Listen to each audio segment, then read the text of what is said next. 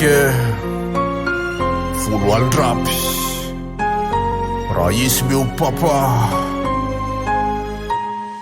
Tambirina atao naty korosedra zay nalovana Niafara ny fiainako le natao tombatombana Miendrikako ivelany zaho nitotonga nefa tsy hainy fantanjiko ny anany natao kondana Tsy navelako aroda vavan'olona nofinofiko Napetrako tanteraka amin'ny tenako nitoky Tenaka any no manoritra ny dala amin'ny anjarako Ary mitenaka any ko no manoratra ny tantarako Samy manana ny vitana sy ny rano nandrony Samy manana ny lahatra ny soratany ao ambony Fanenana raha Ezaka tsy lozako natoroka Tsy tana fandresena nizaniza soso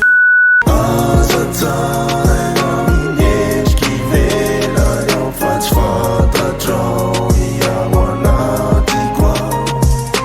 Aza tsara minendriky ivelany ao fa tsy fantatrao iao anatiko ao Na nipantsina no avy zany lasa tsy fanadino Tamin'ny fivoarako be deabe tsy netininy Hoe raha ISM avy ony iny lasa ohatrin'iny Manenjika tsy maintsy afara ka tsy meko tsiny Raha ny fiainako fahiny za amin'isa ambaniboto Sary adala amin'ny ekama de mifoka sy misotro Fa tsy nataoko ambany zavatra filamatra miroso Tsy maintsy tafy eo amin'ny life ny atao tsaiko sy atao poky Tsy netikivy fa mazoto foana na voentsika Leka ny fiaramoniny zahoan'olona tsy mendrika Isaorako manoka andro nandatsa za tsy tezitra Vao maika anany hoe hereny sao de diso hevitra Aza tsara